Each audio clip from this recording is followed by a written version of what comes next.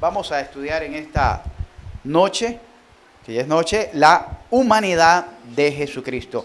La humanidad de Jesucristo. Hemos estado estudiando la doctrina de Jesucristo, estuvimos viendo el señorío de Jesucristo. Cuando yo salgo a predicar, yo les digo a las personas que al entregar su vida al Señor, lo que hacen es ponerse bajo el señorío de Jesucristo. Cuando decimos que a Jesús creemos que es nuestro Señor y Salvador, estamos diciendo Señor, quiere decir nuestro amo, nuestro dueño. La doctrina de Jesucristo, el señorío de Jesucristo. Después miramos la preexistencia de Jesucristo. Es decir, Jesucristo no existió a partir de que nació en este mundo, sino que Jesucristo ya existía. ¿Y cómo miramos esa preexistencia de Jesucristo? La miramos a la luz de la palabra en el Antiguo Testamento. ¿Cómo era conocido Jesucristo en el Antiguo Testamento? Uno de ellos era como el ángel de Jehová. Y eso abundamos en texto, ¿verdad? Después de eso, estuvimos viendo el tercer tema, la encarnación de Jesucristo. La encarnación de Jesucristo.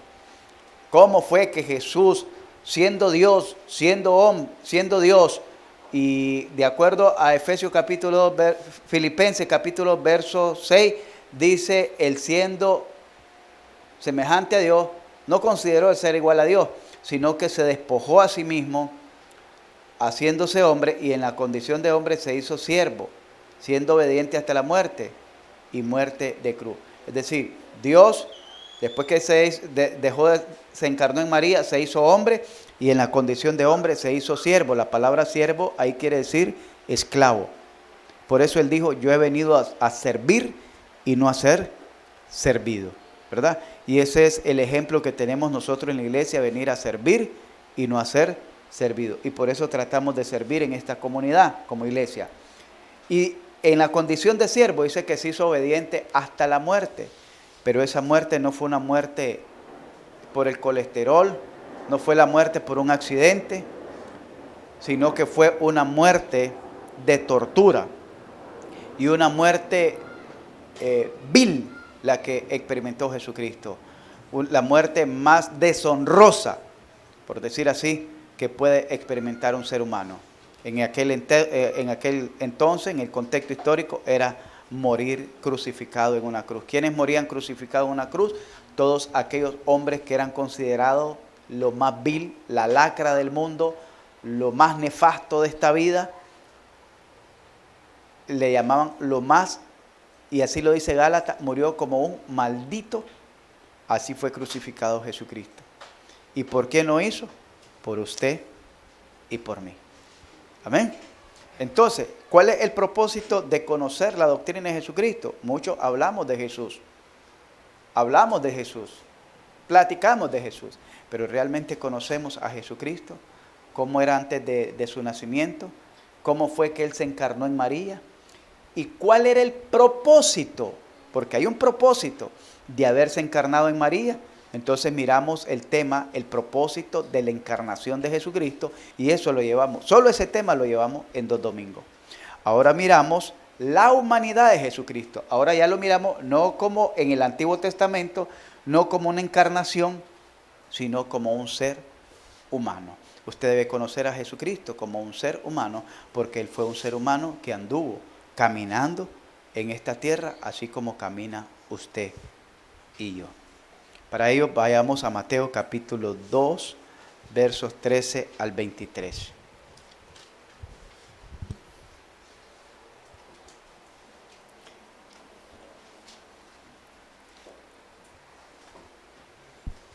Nos ponemos en pie, por favor.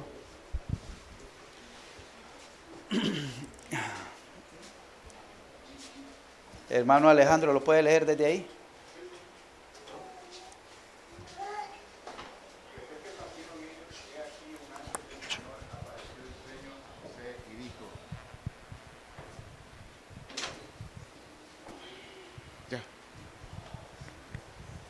Después que partieron ellos, he aquí un ángel del Señor apareció en sueño a José y dijo, levántate y toma al niño y a su madre y huye a Egipto y permanece allá hasta que yo te diga, porque acontecerá que Herodes buscará al niño para matarlo.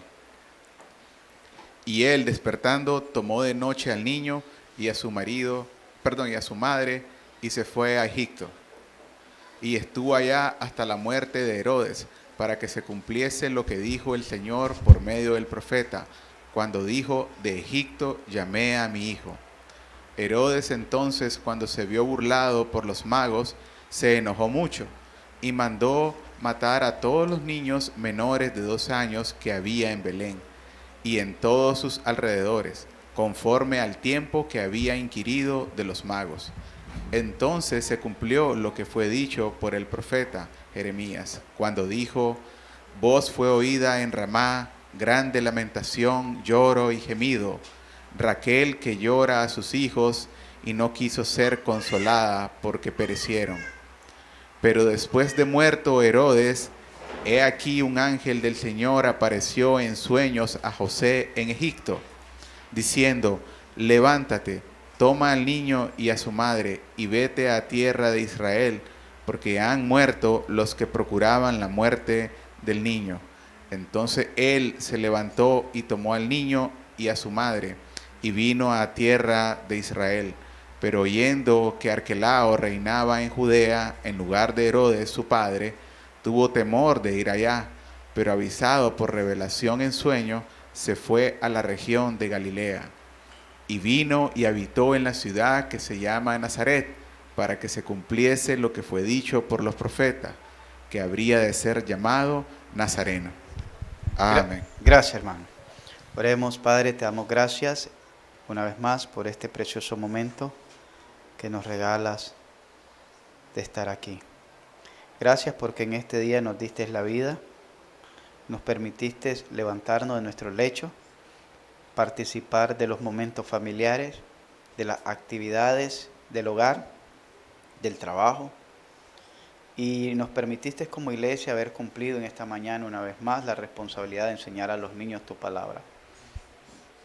Gracias por la participación de cada maestro y de cada hermano y hermana que se esfuerzan, abandonan su descanso, abandonan sus comodidades, abandonan sus quehaceres para venir a servir en este lugar. Gracias, Padre, por darnos ese honor de poder ser siervos tuyos. Gracias por el privilegio que nos concede. Gracias, Padre mío, porque también nos regalas la oportunidad de estar aquí reunidos como iglesia, como familia de la fe, para ser enseñada por ti, para ser edificados por ti y ser llenos de tu gracia y de tu amor. Ruego, mi Dios, que tu palabra no vuelva a ti vacía, sino que en esta noche tú la prosperes en cada corazón.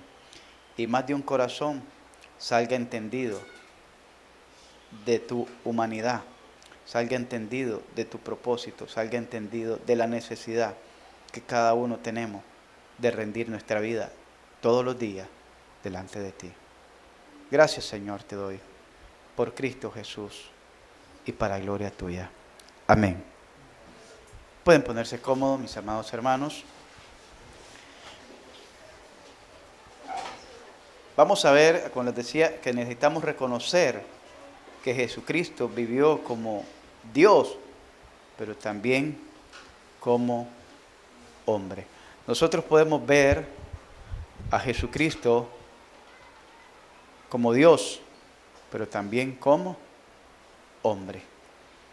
Aquí miramos que fue un niño. Todos nosotros pasamos ese proceso de que un día fuimos niños. Pero él como niño, aún siendo niño, como hombre, él peligraba. Él peligraba y mirábamos que había intención de Herodes de matarlo. Entonces podemos entender que Dios tuvo que intervenir para poder salvar la humanidad de Jesucristo. Porque estamos hablando de que si Dios no ha intervenido, con facilidad Herodes hubiera matado al niño. Pero tuvo que haber una intervención divina. Y esa intervención divina nos muestra que el niño era un ser humano. No es como dicen muchos, de acuerdo a las tradiciones, con todo respeto, ¿verdad? El niño Dios. La Biblia no enseña de un niño Dios. La Biblia nos enseña de un niño que era un ser humano, que tenía que ser cargado, un niño que tenía que ser protegido por su mamá, un niño que tenía que ser protegido por su papá, que tenía que ser cargado por su mamá, que tenía que ser cargado por su papá y que tuvo que haber una intervención divina para poder preservar a ese niño. Entonces miramos que no hay tal niño Dios, la Biblia no enseña de un tal niño Dios, sino que la Biblia enseña que ese niño era un ser humano.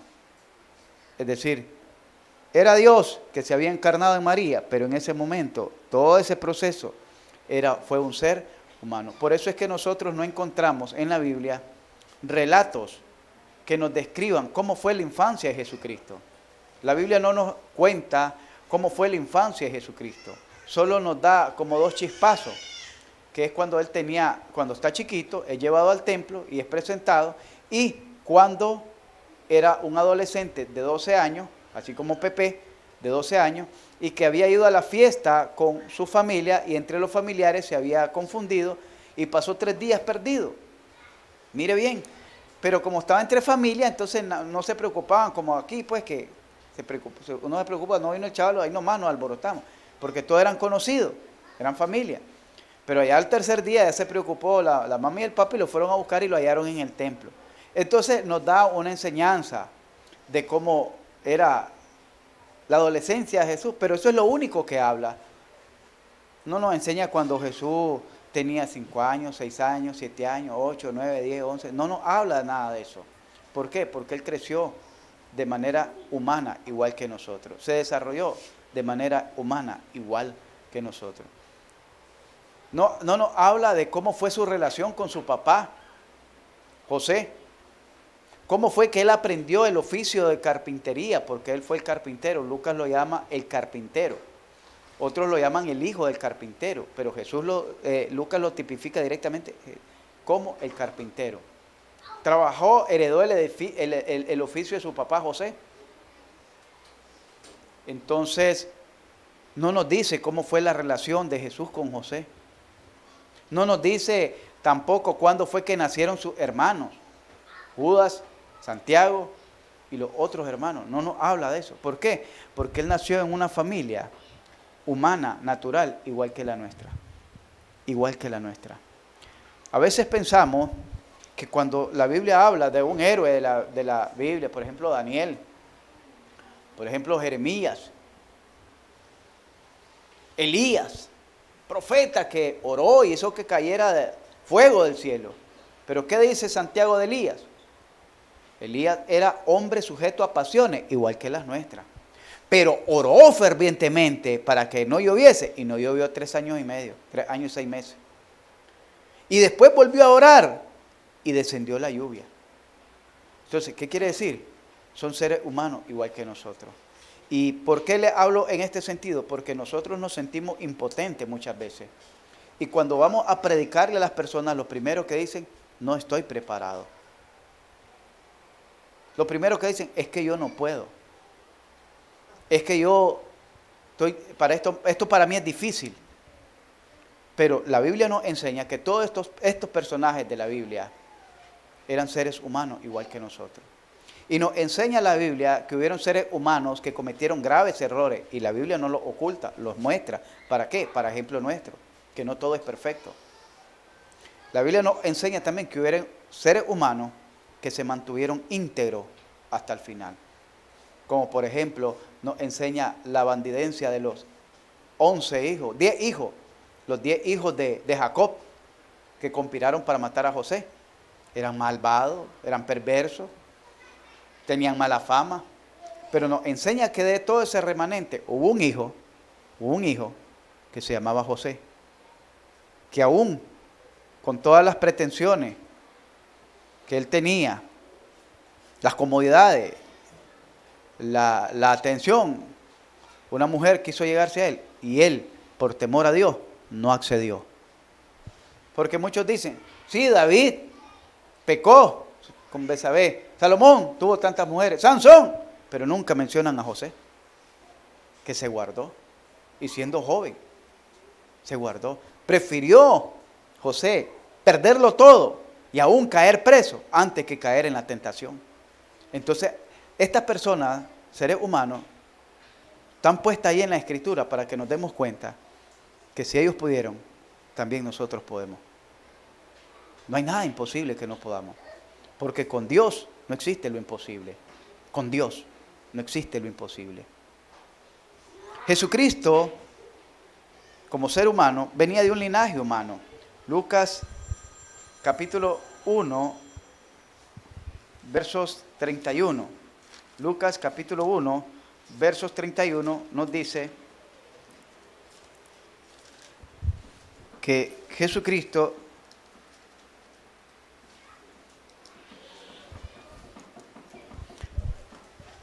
y concebirás en tu vientre y darás a luz un hijo y llamarás su nombre Emmanuel. Ahí está diciendo, vas a concebir y vas a dar a luz un hijo y llamarás su nombre Emmanuel. Verso 32. Este será grande y será llamado Hijo del Altísimo, y el Señor Dios le dará el trono de David, su padre. Es decir, le está mostrando primeramente que el hijo que iba a dar iba a ser un ser humano. Número 2, tenía un linaje. ¿Descendiente de quién? De David, su padre. Pero, ¿cómo es eso, pastor? Usted primero nos dijo que José, y ahí sale que José, ahora dice que David, su padre. Cuando dice padre, está refiriéndose al patriarca de la genealogía. Porque David pudo haber existido tal vez unos 700, probablemente, años antes de Cristo. Probablemente unos 700 años antes de Cristo, por ahí. Entonces, si David, pongámosle que fueron esos 700 aproximadamente, antes de Cristo, ¿cómo es que David es su padre? Porque en el contexto histórico, al patriarca, al primero, al principal, se le llamaba padre. Así como Abraham, dice que todos los hijos, los judíos, eran hijos de Abraham. Abraham nuestro padre, decía. Aunque nosotros le llamamos el tatarabuelo, decimos. Entonces ellos le llamaban, no usaban ese término, sino que le llamaban padre. En Gálatas capítulo 4, versos 4, nos habla también de la genealogía de Jesús, que venía de un linaje humano. Gálatas capítulo 4, versos 4. Dice así: porque cuando vino el cumplimiento del tiempo, Dios envió a su Hijo, nacido de mujer y nacido bajo la ley. Dios envió a su Hijo, nacido de ¿qué? Un ser humano. Un ser humano. Jesucristo era un ser humano, tenía un linaje. Jesucristo tenía cuerpo, alma y espíritu. Cuerpo, alma y espíritu. Es decir, nosotros tenemos cuerpo, alma y espíritu. Todo ser humano tiene eso. ¿Cuál es la diferencia en el ser humano y en el cristiano? El ser humano que todavía no ha nacido de nuevo, el espíritu de él está muerto, pero tiene un espíritu muerto. Los cristianos, como hemos nacido de nuevo, tenemos ahora el espíritu de Dios. Porque el primer hombre dice que era alma viviente. El postrer hombre es espíritu vivificante. Entonces el primer hombre no tenía espíritu pero estaba muerto. Y él os dio vida, dice, a vosotros, Efesios capítulo 2, verso 1, y él os dio vida a vosotros cuando estabais muertos en vuestros delitos y pecados. ¿Qué era lo que estaba muerto en el hombre? Su espíritu. ¿Por causa de qué? Del pecado. Entonces, Jesucristo, como no tenía pecado, él tenía vivo y estaba en cuerpo, alma y espíritu. Vamos a ver Si me ayudan rapidito, Mateo capítulo 26, versos 12, para que miremos esto. Mateo capítulo 26, versos 12, dice así: pero al derramar este perfume sobre mi cuerpo, lo ha hecho a fin de prepararme para la sepultura. Estaba hablando cuando una mujer fue y derramó un perfume de nardo carísimo, carísimo, de mucho valor, de mucho precio. Si ahorita el salario de un obrero anda por 300 córdobas y dice que era de 300 denarios el valor de este perfume de nardo, mire bien, el salario jornal de un obrero anda por 300, mínimo, ¿verdad? Poniéndolo, como dicen, pichando bajo, ¿verdad? Porque anda por 500, pero 300, pichando bajo. El salario de un obrero en aquel entonces era de un denario. Y este perfume valía 300 denarios, es decir, casi un año de salario. Entonces imagínense cuánto valía este perfume, un año de salario de un obrero. Bastante caro, ¿verdad? Más que el Perrielli, más que el Polo y todos esos perfumes caros. Entonces la mujer vino y por gracia de Dios derramó ese perfume sobre Jesús, de nardo puro. Dice, ¿sobre qué lo derramó? Sobre su cuerpo. Y Jesús dijo, ella está preparando mi cuerpo para la sepultura. ¿Qué es lo que sepulta las personas cuando uno muere? El cuerpo. Entonces Jesucristo tenía cuerpo. Pero también dice que tenía alma en Juan capítulo 12, versos 27. Si me ayudan rapidito ahí. 12, 27 dice: ahora está turbada mi alma. ¿Y qué diré? Padre, sálvame de esta hora. Mas para esto he llegado a esta hora. Ahora está turbada mi alma, dice. ¿Pero qué voy a decir porque está turbada mi alma? Padre, sálvame de esta hora. No, si para eso llegué a esta hora. Ahí está enseñando que Jesucristo tenía alma. El asiento de las emociones de la persona, el alma. Tenía alma, es decir, sentimiento, se turbaba. Cuando dice se turbaba, pudiéramos decir, estaba no con miedo, no tenía miedo a la muerte porque para eso había venido. No tenía miedo a la traición porque él ya lo sabía, sino que estaba un poco turbado. Ya les voy a decir por qué. Porque iba a experimentar algo que nunca había experimentado en su vida, y no era la muerte. Porque él mismo dijo, tengo poder para ponerla y poder para quitarla. Entonces, ¿qué era lo que turbaba a Jesús? Que nunca se había apartado de la comunión con su Padre. Y como él no sabía qué cosa era estar separado por un instante de su Padre, eso era lo que a él le turbaba. Cuando él dijo allá en la oración, si puedes pasar de mí esta copa, hazlo, pero que no se haga mi voluntad, sino la tuya. No está diciendo sálvame de esta muerte, porque él sabía que para eso había venido.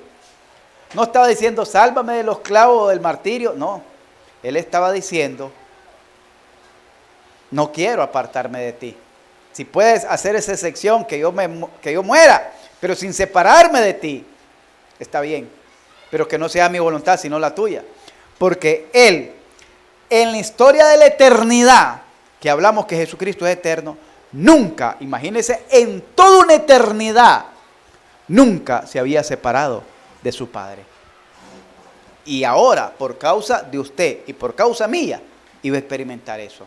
Y eso es lo que a él le angustiaba, eso es lo que a él le turbaba su alma, que iba a estar separado de su Padre por un instante. Y el Padre no era solo la separación, sino que iba por primera vez a experimentar la ira de su Padre en sí mismo. Oiga bien, no era solo separado. No sé cuántos padres aquí nunca le han pegado a su hijo o no le pegan frecuentemente. Y cuando le dicen al chavalo, ahora sí, el chavalo hasta que tiembla. No, papito, no, ¿verdad? Jesucristo nunca había experimentado el enojo de su padre en él. Nunca había experimentado el castigo de su padre en él. Y por primera vez iba a beber la copa de la ira de su padre hasta la última gota. Iba a sufrir toda la ira de Dios, todo el enojo de Dios, todo el juicio de Dios por primera vez en la historia de la eternidad que él tenía con su padre. Por eso es que estaba turbada su alma. Le explico esto para que cuando oigan por otro lado otra historia digan, no, este anda perdido, para que sepan cuál es. No era miedo a la muerte, porque él sabía que iba a vencer a la muerte. No era miedo a la muerte, porque él dijo, tengo potestad para poner mi vida y volverla a tomar. Era la angustia de la separación de su padre y experimentar en sí mismo la ira de su padre. ¿Ven? Jesús tenía alma. Eso también lo podemos ver en Mateo 26, 38. Pero también tenía espíritu. Jesús tenía espíritu. Lucas 23, 46. Lucas 23, 46 nos dice,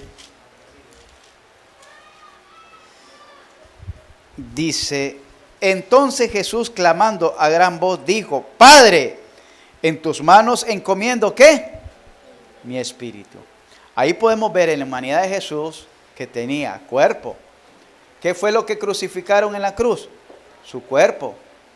¿Qué fue lo que se angustió en Jesús? Su alma. ¿Y qué fue lo que le entregó al Padre? Su espíritu. ¿Entendemos ahora? Qué precioso, ¿verdad? Jesucristo como hombre, como un hombre común, igual que usted y que mi persona, tenía ciertas características que lo identificaban más como hombre que como hijo de Dios. Jesús como un hombre común, por eso es que nadie le creía que él era el hijo de Dios. Por eso los judíos lo querían matar a pedrada, porque le dice, tú siendo hombre te haces como Dios, porque él era hombre. Entonces nadie creía que era Dios encarnado. Por ejemplo, Jesús era como que lo miremos igual que nosotros. Nadie creería, es decir, Jesús, ahora nosotros tenemos un concepto mercantil y publicitario, que Jesús era rubio, ojos azules, con colochocitos rizados y barbudito, una barba recortada, finita, con los bigotes recortados, las patillas bien bonitas, aquí, ¿verdad? Todo elegante, fresco aquel rostro. Pero eso es la imagen mercantil que han publicado a través de los cuadros, las pinturas, etcétera. Y más la Iglesia Católica que lo ha promovido, porque no conocemos el rostro de Jesús. Nadie lo conoce. Pudo haber sido así, o pudo haber sido moreno como nosotros, porque la mayoría de los israelitas son morenos como nosotros. Que por descendencia podía haber sido piel clara, pudiera ser, pero en la Biblia no lo dice que parecía a David. Entonces, hermanos, Jesús era un hombre común. Y le decían, pero y este no es el hijo del carpintero, y no están sus hermanos con nosotros, y no están sus hermanas con nosotros, no está su madre con nosotros. ¿Y de dónde salió este entonces? ¿Por qué decía eso la gente? Porque miraban que era un hombre común. Por ejemplo, la mujer samaritana allá en Juan 4:4 lo miró como un hombre.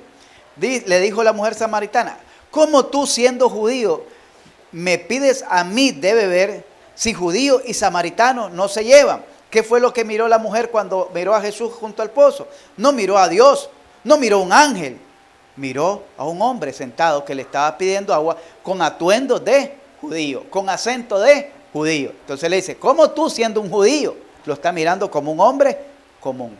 Me pides a mí agua, que si sabes que judío y samaritano no nos llevamos.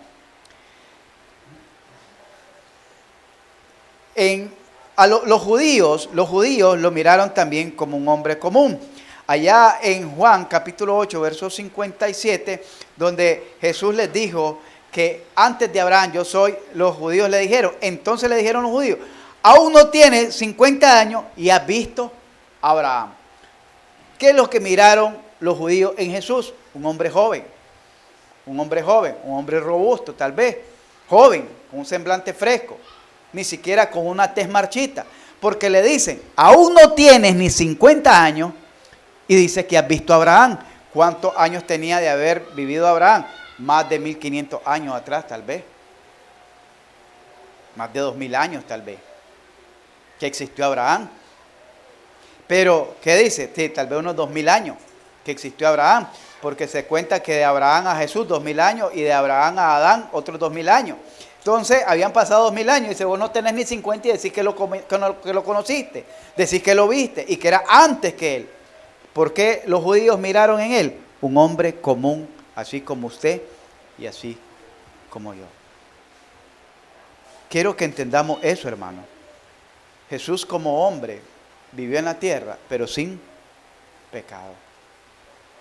Y si Él pudo vencer, nosotros también somos más que vencedores. Era un hombre de carne y sangre. Miramos que tenía cuerpo, pero no era un cuerpo angelical. Tenía sangre, tenía carne.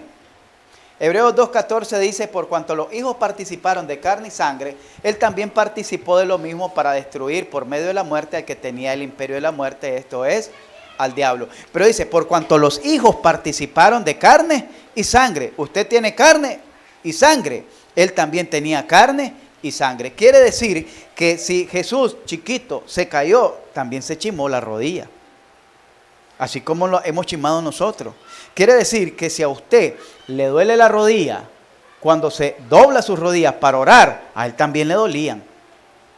Pero no por eso se levantaba. Y si él podía doblar sus rodillas ante el Padre, también nosotros podemos.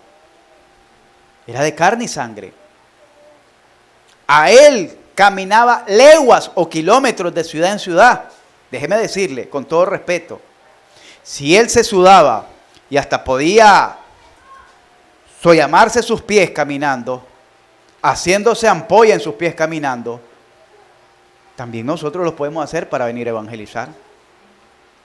A él le pasaba eso. Y cuando uno camina todos los días, hasta se zaforna, hermano. Sí, porque él era un ser humano. A él se le sudaban las axilas, era un ser humano. Él se sudaba y el sudor de uno no es agradable en la ropa. Y él lo hacía, pero eso no lo detenía a seguir haciendo la obra de Dios. Porque él era un ser humano, igual que usted y que yo. ¿Qué nos muestra esto? Que no hay pretexto para no seguir el camino del Señor. No hay pretexto ni argumentos que tengamos cada uno de nosotros para decir, no puedo. No hay pretexto ni argumentos para decir, para mí es demasiado pesado o para mí es demasiado difícil. No hay, porque Jesús como ser humano lo logró hacer como ser humano.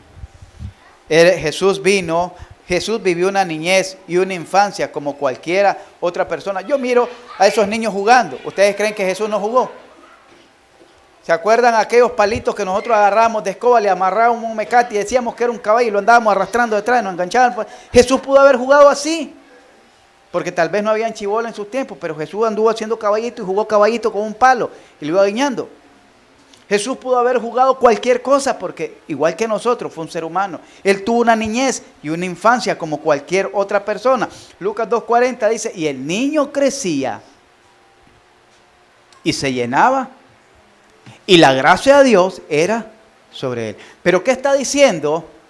Que el niño crecía. Era un ser humano que creció.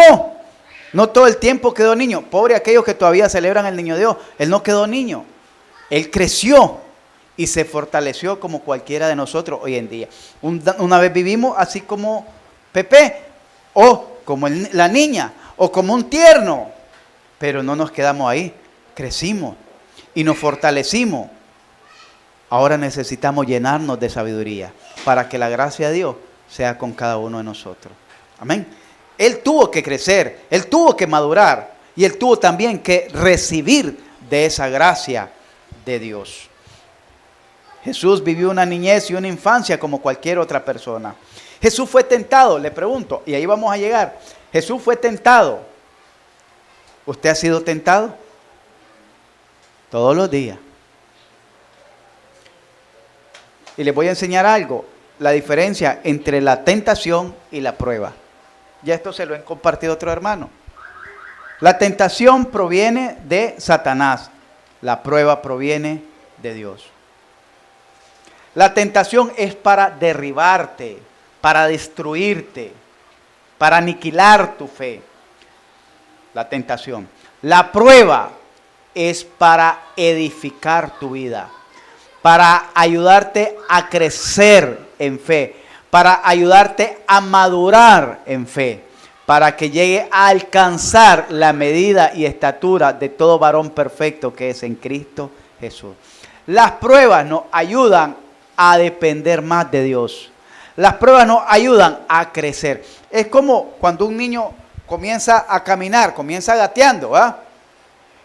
Y después hace lo que le llaman solito y comienzan a querer dar un pasito, 2 pasitos y cayó. Porque cayó, se quedó ahí postrado. Aunque usted no lo levante, él se levanta y al ratito anda queriendo caminar otra vez. ¿Qué le ayudó esa caída?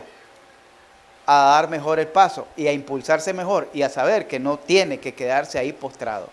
Y comenzó a caminar. Y todos pasamos ese proceso. ¿Seguimos gateando algunos? Tal vez en la fe. Pero en lo natural como hombres, no gateamos, caminamos y corremos y lo hacemos con mayor firmeza, con mayor firmeza. Y cuando hay un camino todo esquebrajado, todo pedregoso, ahí nos vamos fijando donde ponemos el pie. ¿Por qué? Porque sabemos que nos hemos caído y cuánto duele un chimón en la rodilla. Y cómo arden esos chimones, hermano. Y cuánto dilatan para curarse. Y las cicatrices y las manchas, las señas que le quedan a uno cuando se cae. Todo eso, hermano, lo vivió Jesucristo como un ser humano. Él fue tentado. Usted va a ser tentado. Yo voy a ser o también soy tentado. Todos somos tentados. Porque Satanás no está contento que usted esté aquí. Satanás no está contento que vayamos a buscar la alma. Satanás no está contento que las almas vengan a escuchar la palabra de Dios. Y Satanás va a decir, bueno, ya escuchaste la palabra de Dios, ahora vas a escuchar la mía. Y comienza la tentación para derribar y destruir tu fe. Pero debes de acordarte de esto, que Jesús fue tentado como hombre. Pero Él venció porque se apoyó en la palabra de Dios. Escrito está, le dijo al diablo, no solo de pan vivirá el hombre. Escrito está, al Señor tu Dios adorará. Escrito está, no tentarás al Señor tu Dios. ¿Se da cuenta por qué es bueno conocer la palabra de Dios? Porque es con la que vamos a vencer a Satanás. No es que usted se va a poner a pelear, dice Santiago, resistid al diablo y él huirá de vosotros. Cuando tú resistes la prueba, la tentación, cuando tú resistes la tentación, no digas, es que Dios me está mandando esa tentación, por eso es que yo no quería ser cristiano. Dios no te está tentando. Dice Santiago 1:12 que Dios no tienta a nadie, ni él puede ser tentado por el mal, sino que cada uno es atraído de su propia concupiscencia, de sus malos pensamientos, es atraído y seducido. Y una vez que ha concebido, da luz al pecado, y siendo consumado el pecado, da luz a la muerte. Santiago 1:12 en adelante. Entonces, Satanás te va a agarrar porque te conoce por el punto más débil. Y aquellos que cuando ya mira a Satanás que ha fortalecido esa área en tu vida, bueno, no lo voy a agarrar por aquí, vienen los dardos de fuego. Bueno, en mi caso, por decirle así, yo tomaba, le voy a mandar a este con un six pack para que lo invite. Entonces le digo, mira, lo siento, Pipito, no. ¿Están escarchadas? Está bien que estén escarchadas, pero no.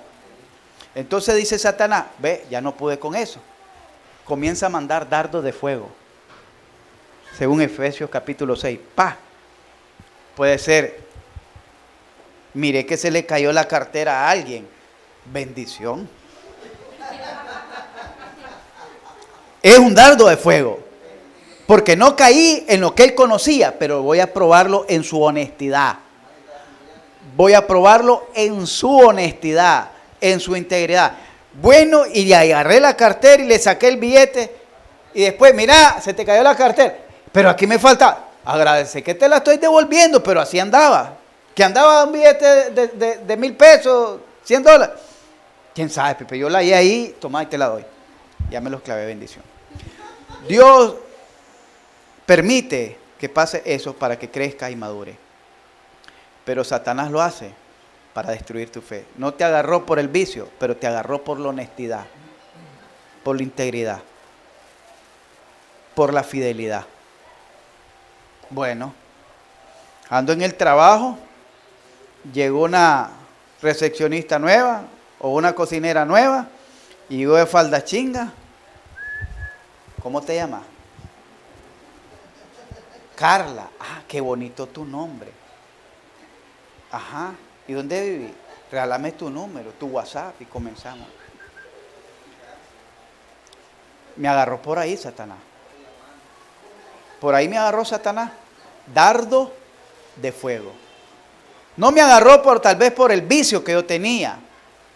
Pero está mandando dardos de fuego. Voy a probar por aquí. No puedo por esto, por esto. No puedo hasta que comienza. Resistirlo hasta que Él huya de vosotros. Amén. Jesucristo lo resistió hasta lo sumo, hasta la cruz. Ahí lo resistió. Cuando le decía, desciende de esa cruz. Si eres el Hijo de Dios, desciende de esa cruz y te creeremos. Cualquiera dijera, bueno, para ganarme a ellos, pues, para que me crean, para que miren que yo no estoy bromeando, para que miren que yo no estoy jugando. A ver, pues voy a descender de la cruz. No le hizo caso, porque si Él ha descendido de la cruz, todos nosotros estuviéramos perdidos. Si Él ha descendido de la cruz, todos nosotros estuviéramos perdidos. A otro salvó y no se puede salvar a sí mismo. Si Él ha querido, le dijo a Pedro, cuando Pedro lo defendió con una espada, guarda tu espada, le dice. ¿Tú crees que si yo he querido defenderme, no hubiera rogado al Padre, hubiera mandado 12,000 legiones de ángeles y esto se termina ya de una vez? Ya se termina de una vez. Guarda tu espada. Porque Jesús, como hombre humano, aguantó y soportó las tentaciones hasta el final. Pilato le dijo, ¿no sabes que yo tengo poder para soltarte? No tuviera ese poder si no te fuera dado de arriba, le dice.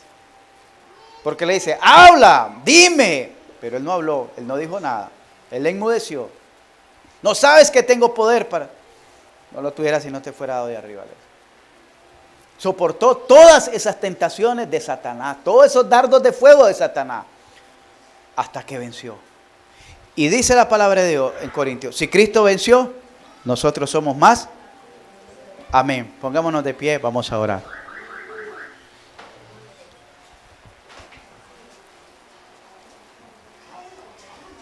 Vamos a orar. Incline ahí su rostro. Si Dios lo permite, vamos a seguir en otra ocasión con este precioso tema, pero hemos enseñado lo más esencial en esta noche sobre la humanidad de Jesucristo. Jesucristo fue un hombre que pisó la tierra, fue un hombre que sintió lo caliente del sol, fue un hombre que sintió frío, fue un hombre que se cansaba de caminar.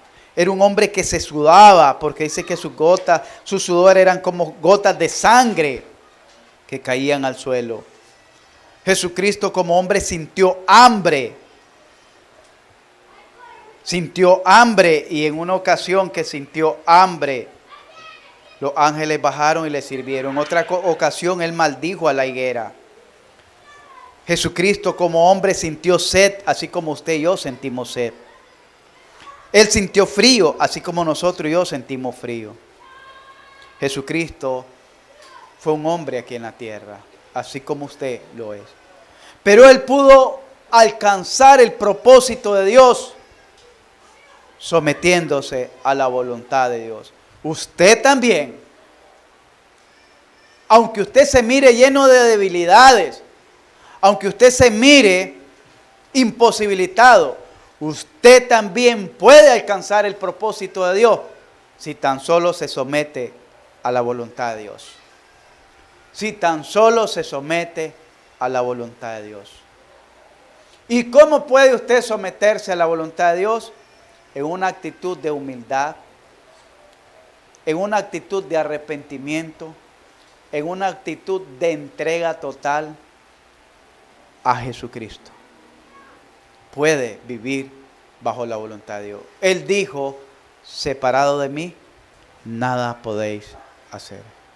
Para que tú puedas vencer esas tentaciones, puedas vencer esa esclavitud del pecado, para que tú puedas vencer, necesita estar de la mano de aquel que ya venció, Jesucristo.